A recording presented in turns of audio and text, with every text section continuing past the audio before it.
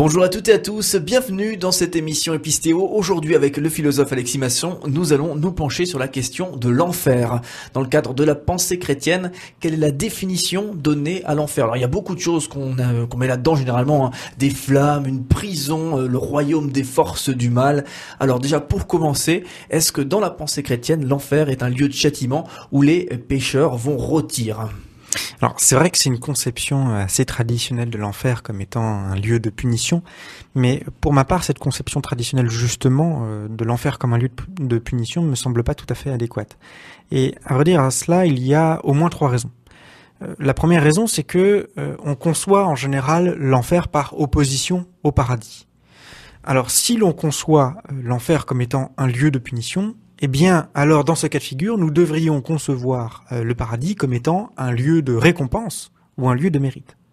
Or, généralement dans la tradition chrétienne, on considère non pas que le paradis est un lieu de récompense ou un lieu de mérite, mais au contraire que c'est un lieu de communion, de grâce avec Dieu, un lieu où il y a un amour réciproque entre les hommes et Dieu. Donc par conséquent, si l'on considère que le paradis est un lieu où il y a un amour réciproque entre les hommes et Dieu, eh bien dans ce cas de figure, l'enfer devrait être un lieu où l'amour n'est justement pas réciproque entre Dieu et les hommes, et non pas en tant que tel un lieu de punition.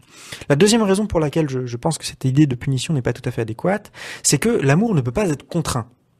Si Dieu commençait maintenant à faire brûler vifs tous ceux qui ne l'aimaient pas, eh bien il ressemblerait d'une certaine manière un peu à un dictateur narcissique qui tue directement toute femme qui ne veut pas l'épouser. Autrement dit, on n'aurait absolument pas affaire à un Dieu d'amour, mais plutôt à un dictateur narcissique. L'amour ne peut ni se contraindre, ni se punir en son absence. Enfin, il y a une troisième raison pour laquelle je doute de cette notion d'enfer en tant que punition, c'est tout simplement qu'une punition n'a de sens que si elle applique un changement de comportement. Or, l'enfer est quelque chose qui est éternel et immuable, dans lequel il n'y a pas de changement. Donc, par conséquent, une personne qui va en enfer ne peut pas changer. Autrement dit, l'idée même que l'enfer soit une punition est une idée absurde en réalité. Donc on le comprend bien, l'enfer n'est pas un lieu de punition, alors concrètement c'est quoi? Eh bien, on doit plutôt concevoir encore une fois la notion d'enfer par opposition au paradis. Alors, qu'est-ce que le paradis?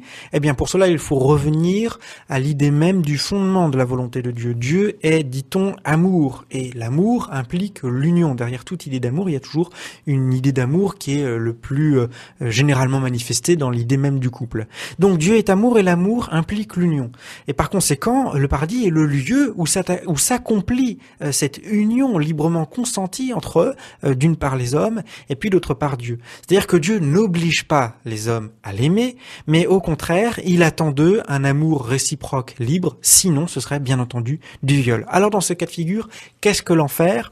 Eh bien l'enfer, c'est un lieu où il n'y a pas d'amour réciproque entre Dieu et les hommes. C'est-à-dire que Dieu aime les hommes, mais les hommes ne veulent pas de cet amour de Dieu. C'est un lieu où s'accomplissent d'une certaine manière les volontés des hommes, les désirs, les valeurs que portent ces hommes-là, mais qui ne sont pas des valeurs d'amour.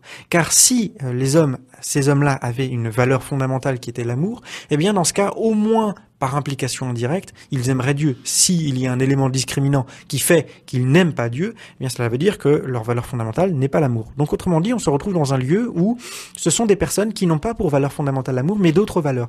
Alors ça peut être l'égoïsme, le soi, ça peut être au contraire l'indifférence, mais autrement dit, c'est un lieu où ces valeurs-là s'accomplissant objectivement, eh bien c'est un lieu de souffrance. Un lieu d'égoïsme est un lieu de souffrance. Un lieu d'indifférence est un lieu de souffrance.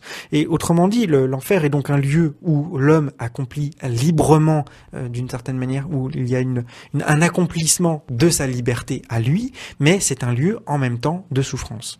Et du coup, ces souffrances-là se traduisent-elles par des flammes qui viendraient justement tourmenter les personnes en enfer?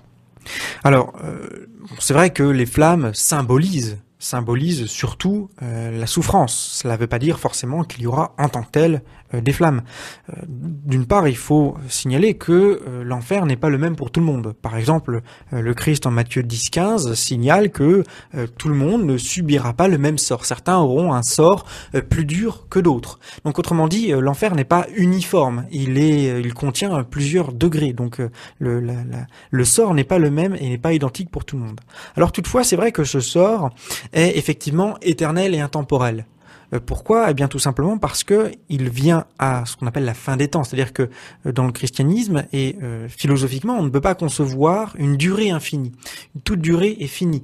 Donc autrement dit, si l'univers aura un commencement, eh bien il aura également une fin, et c'est cette fin de l'histoire, fin du changement, fin de la durée qui amène à un temps éternel, enfin à une absence de temps plus exactement, à une éternité, dans lequel s'accomplit le choix que nous avons décidé en cette vie-là. C'est-à-dire qu'en cette vie-là, nous choisissons ce que nous voulons, nous portons un certain nombre de valeurs, et dans ce lieu-là, nous pourrons l'accomplir effectivement. Alors il faut préciser toutefois que on ne peut pas concevoir l'idée d'anéantissement, enfin on peut la concevoir, mais le problème est que dans la théologie chrétienne, le Christ a vaincu la mort. Donc il ne peut pas y avoir d'anéantissement des personnes. Forcément, il y aura une résurrection dans un sens ou dans l'autre. Donc du coup pas de néant après la mort, mais simplement la conséquence des choix effectués pendant notre vie.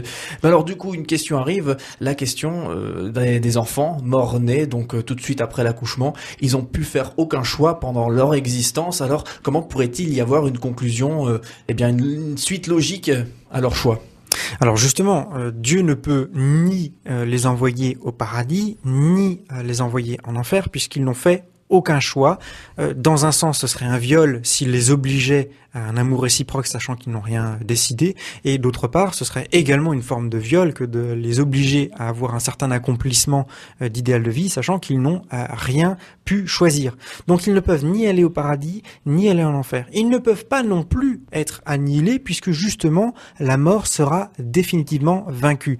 Autrement dit, ils se retrouvent dans un état où, d'une certaine manière, ils vivent l'amour divin, mais sans réciprocité, sans affirmation de leur part. D'une certaine manière, c'est un peu comme un enfant qui est bercé par les parents, mais qui n'affirme rien envers eux, qui ne s'engage pas envers eux, qui ne peut pas rendre cet amour. Il est là dans la passivité et dans le bercement, si je puis dire, de l'amour de ses parents. Très bien, merci beaucoup Alexis sur ces quelques idées concernant la vie après la mort dans le cadre de la pensée chrétienne. On te retrouve sur ton site internet epistéo.com, on te retrouve également dans une prochaine émission Epistéo.